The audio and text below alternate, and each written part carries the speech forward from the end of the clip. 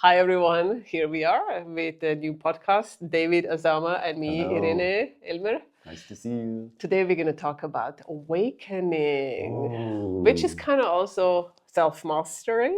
Of course, definitely. That's a premise to it. And parts of it are also the ascension path. And I know a lot of people who are already on the spiritual path or like on the self-realization path, you know, you naturally come to that. You know, where is my path leading to? And I find it very important, you know, that we have the bigger picture of releasing the lower self, working on those ego parts, blocking us and holding us down in this density, and that we are actually rising in our consciousness up to the higher self, to a higher consciousness, to be more loving, kind, more together, you know, communal, like this community, Yes, and agreed. working together, Agreed. humbleness, supporting each other, you know, that kind of path. Don't you think like this is what awakening? I mean, of course, this awakening is a premise to self-mastery.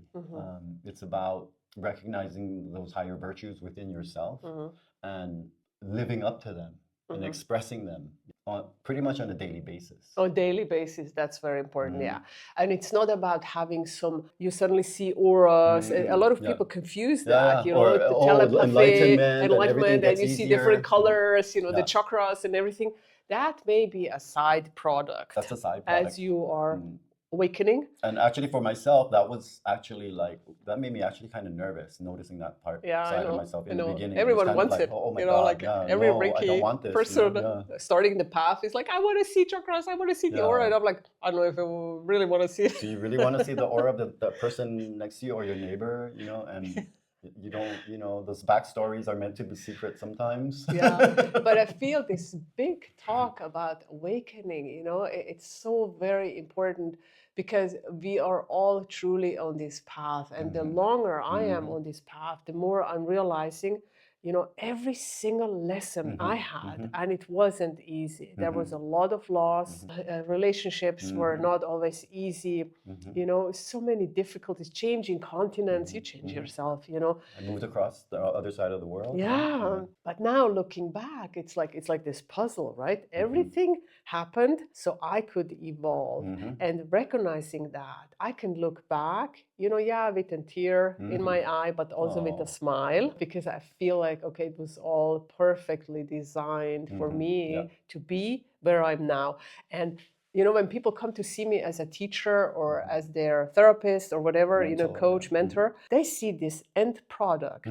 They don't know. Definitely. They don't know the hard work that you went through. How I came to be this teacher and mentor, you know. And the awakening, like you said, you know, people always see it as like this, like, wow, it's really this aha moments and all these kind of things. But awakening is actually going through the dirt, going through the grime, feeling completely miserable, lost, hopeless, all these things and more, you know. And it's usually actually anyway, in these depths come realization, you know, come because there's nowhere else to go if you're at rock bottom.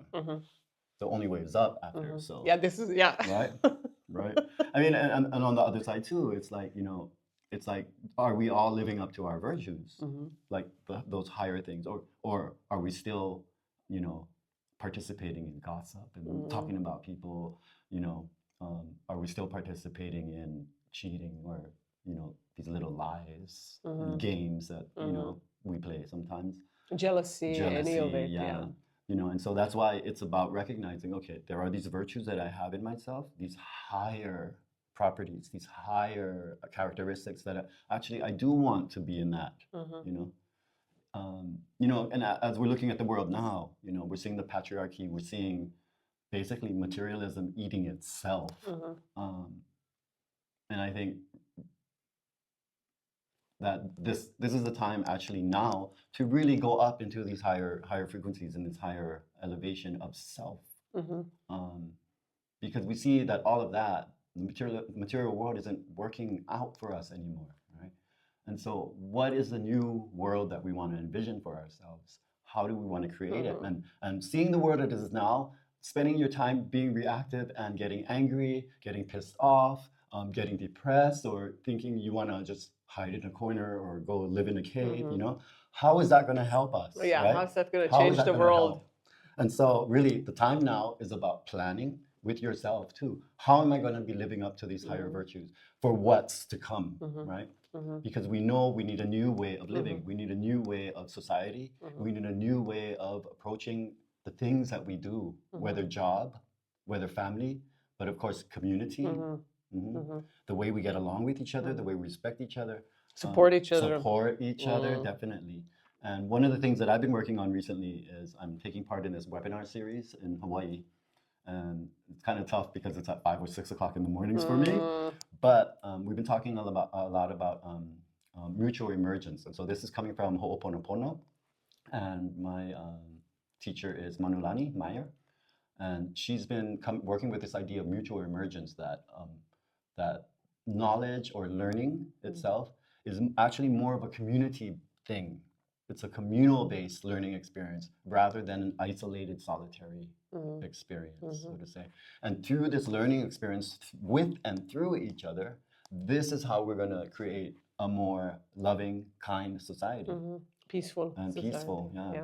Very beautiful. I love that, because I truly believe we've had already societies where we've lived.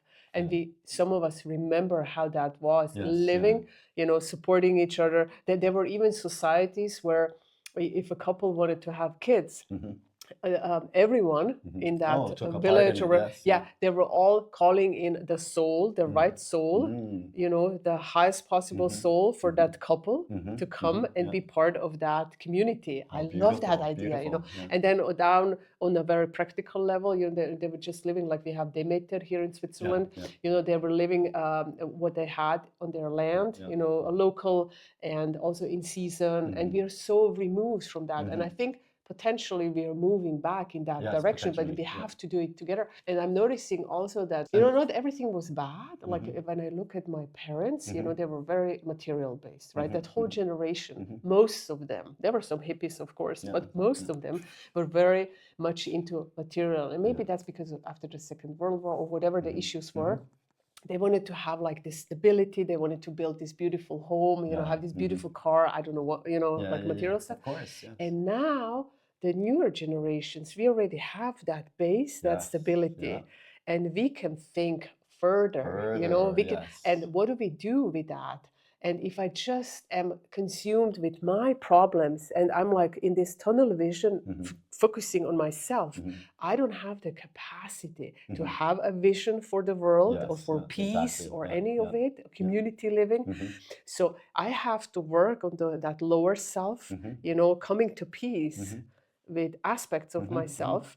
And then as I evolve and ascend, I start opening up for those new ideas. Perfect. And so that's why like you were talking about the ego earlier too. And like the ego has its purpose, right? The ego motivates us. It gets us out of bed in the morning. It takes us to our job and all of that. But knowing when to turn the ego off is a good thing, and that only comes through experience, of course. I feel like most of us who are on that path, awakening, we know in our heart where we can go and maybe should, I don't know if that's too strong of a word, but should go in which direction, and no matter how loud everything is telling us that the world is going down, sometimes, do you know how many people say like our kids don't have a future, doomsday? They're talking about that, and the manosphere. Yeah, the manosphere and everything, and I'm like, but the light and the darkness have always coexisted. And will always coexist. And will always, within us and in the outside world.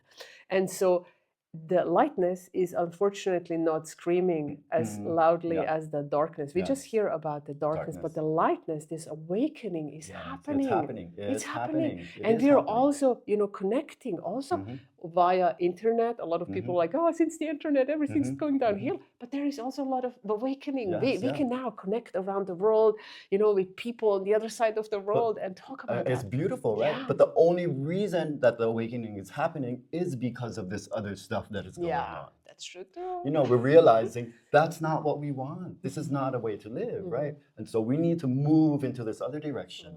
And it potentially has to crumble, just like within us.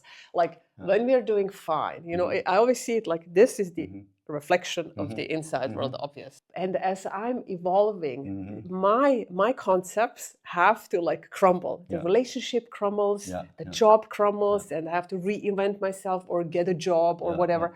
Everything crumbles, even the health crumbles. And there, like with those pieces, you know, I put them together differently. And now it's also, once again, the world crumbling. The world is crumbling. So it can put itself together in a new way, because economically, how can we evolve or change if everything stays the same?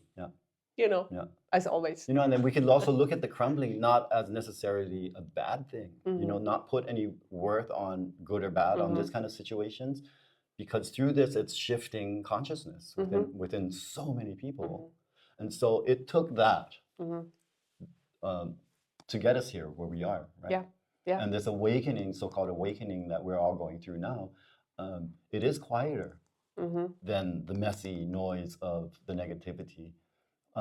But at one point, I think it's going to really shift, and it's going to happen soon. Like, and for me, it's kind of like this loving kindness has been kind of sitting down and smiling and being very demure. That's the only word I can say.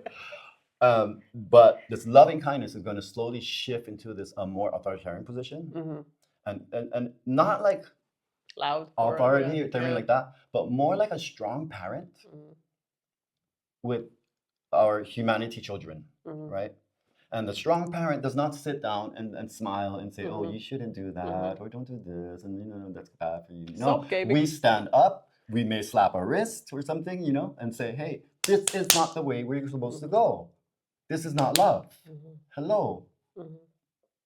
And this is where I think love is going to come up. This loving kindness is going to slowly ascend at some point soon. I think so too. And potentially we are going to get to the point, you know, like what do monks and nuns do around the world, like especially in Asia, but also here, you know, what do they truly do? They pray. They pray for world peace. Yes. Maybe even for our ascension. Yes, like the monks, right? That march from Texas to Washington, D.C. recently. I mean, that was so amazing. Inspiring, so amazing. And this is also the path we are going in. Like if I look at the ascension path, like I read a lot on ascension path, you know, when I read like what's possible, what kind of responsibilities we will potentially have. Like we start by having the responsibility for our lives, so we get that a little bit in order. Then we may take a responsibility for the area where we live. We do something, some communal work, you know, Verein, Verband, something.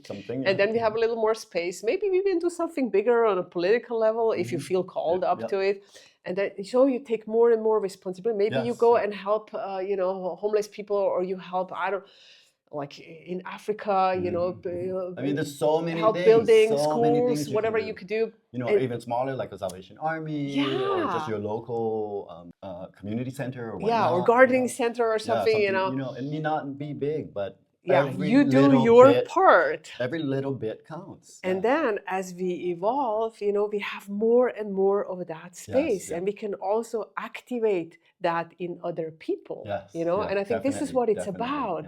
Like this because someone has activated me and someone else has activated you, right? On my path, I've had few people, I remember exactly who it was, who activated, you know, me into, first of all, becoming my authentic self.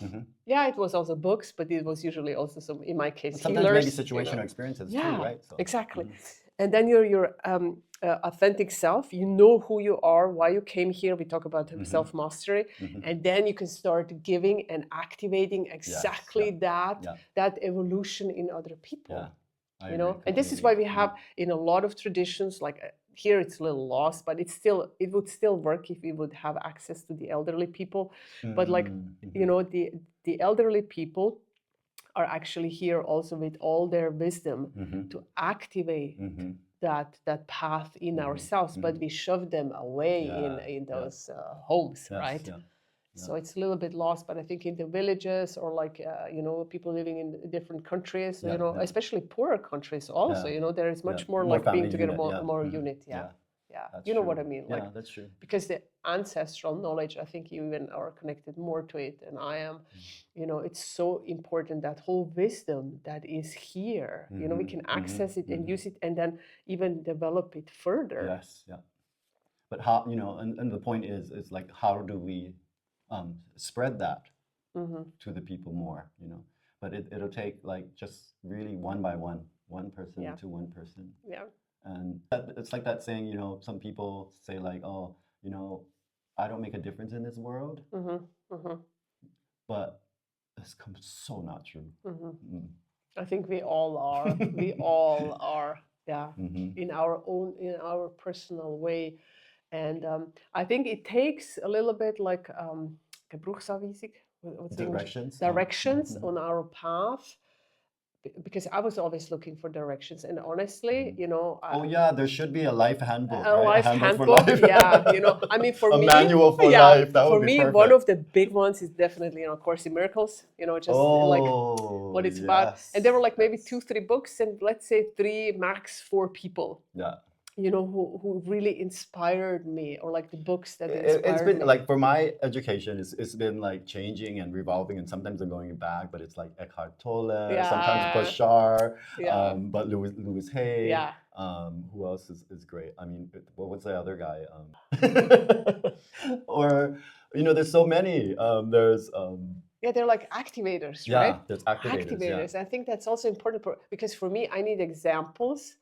Like, it helps me if I have examples in life, like a healer. And then it was like, whoa, I remember, some years ago when I was like, wow, maybe one day I'll be a healer. Like, I don't know, we'll see. Yeah. And then you're just on this path, you forget about it, and suddenly you are the healer. It's like, wow.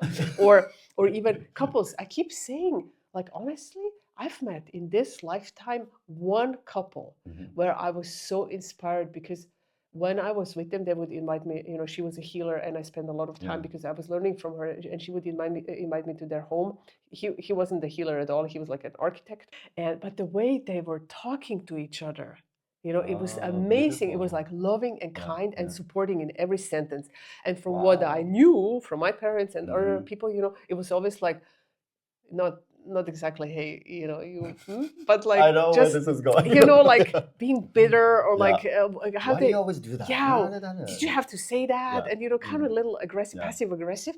And here was finally this example of what really like a loving relationship could. And I would just be sitting there with them sometimes at the restaurant. I would be like completely flashed, like.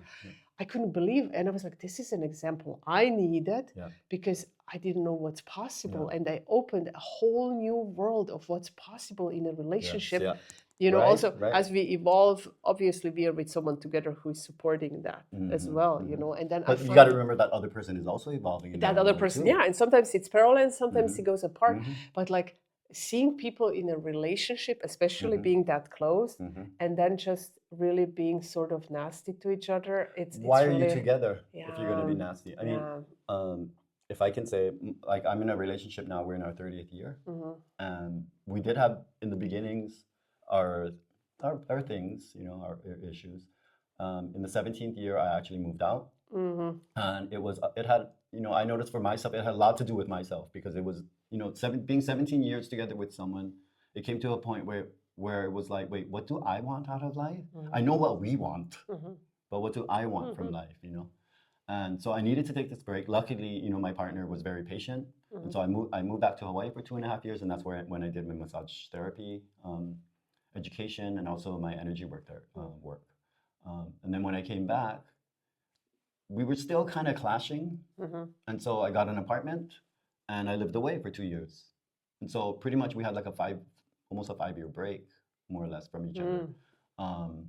But in the last year, we started redating. And I said, I need to still have my place, but actually I caught him riding the bike around my apartment a couple times. And I'm like, what are you doing out there? And he's like, oh, just riding the bike. I'm like, you don't just ride the bike. What is this? He's like, okay, I was coming to check up on you. And I said, oh, that's sweet. And I was like, why don't you make it more official then? Shall we go have dinner tomorrow night or something? And so then we started redating again. And I think it was important for us because it was a way of reconnecting again. And so coming away from the history that we had with each other, we're starting afresh. What are the things that I found initially attractive with this person? you know, and is it still there? Or is it now another set of attraction that I'm finding in this person? And I think it's that. It's another set of attraction you're also finding. Because, you know, when you're with a person for so long, you think you know their depths and their heights, right?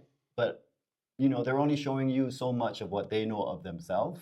Good point. And so, you know, there were these other depths within him that when I stopped focusing on the problems in our relationship, when I stopped focusing on that or his weaknesses or his failures, that was when this other depthness came up and out of him, you know, allowing, in this respect, healing to happen within the relationships, you know, because when you're with someone for so long too, you tend to not even think about things. It's almost autopilot, automatic, and you'll just spit out words and phrases sometimes. Really? You just say like these things, and then it's like, wait, I didn't really need to say that way. I could have said it another way, you know. So I think longevity in a relationship is really about respect. Yeah. In any friendship, in any relationship we have with anyone, and I think, but that also calls for: am I being respectful with myself? Am I treating myself respectfully? Am I loving and kind to myself? Where is my self-love? And I find, you know, it's so important to really embody the self-love, loving and kind, you know, interactions. But there's an empathy in there too, right? So yeah. Empathy will kick in, and then reflection happens. And you can still argue. I think, like, you can still argue just like with friends. You know, there's sometimes an argument or something comes up, you've hurt me or whatever, and then speaking about it, you know, and resolving it and working through it and dropping that ego part. And that's exactly what I was going to say. Like the second aspect of longevity in the relationship is honest communication. And again, honest communication with myself. Am I having healthy dialogues within myself, you know? And how am I externalizing that, so to say, with my partner? Right? Am I being fair, or am I just being catty and stupid, you know, at times? And this is also how we are learning, you know, what's the interaction like in a partnership with any other person, whether that's with our clients, you know, students, neighbor, anyone. And I think also just cultivating that loving kindness, you know, we all know it, we feel it in our heart. It's about that loving kindness. I had a talk with someone last year that was rather difficult, and I felt very attacked. And I was like, listen, in that energy, I don't want to talk any longer because I don't see why we should talk. I don't want to go into the fight and power mode. I was like, really, I'm going to take myself out until we come back into the heart. Because we may regret some of the stuff we say. And it took like 3 months until we were able to talk again. And it was really then from the heart, because like it cooled down. I don't know how else to describe it. It cooled down. But I've noticed, like, you know, before also in my relationships, like, you know, I was probably all the time in the fight power, you know, who's like now in the authority, blah, blah, blah. And now it's really, I notice that. And in the moment I notice it, I pull back energetically. I don't stay. I don't stay on those levels anymore. For me right now, it's just taking myself out of energetically. And I mean, really like taking myself out and maybe communicating, you know, once we cool down or, you know. But of course, the setting has to be there in order for a discussion to happen. Yes. Right? Yeah. And we can't be coming from a place of rage, anger, or frustration. It needs to be from the loving heart. It needs to come from the place of the heart first. And that's where I think the most proper, I don't know the word, but that'd be a more proper way of approaching conflict. Thank you. Thank you.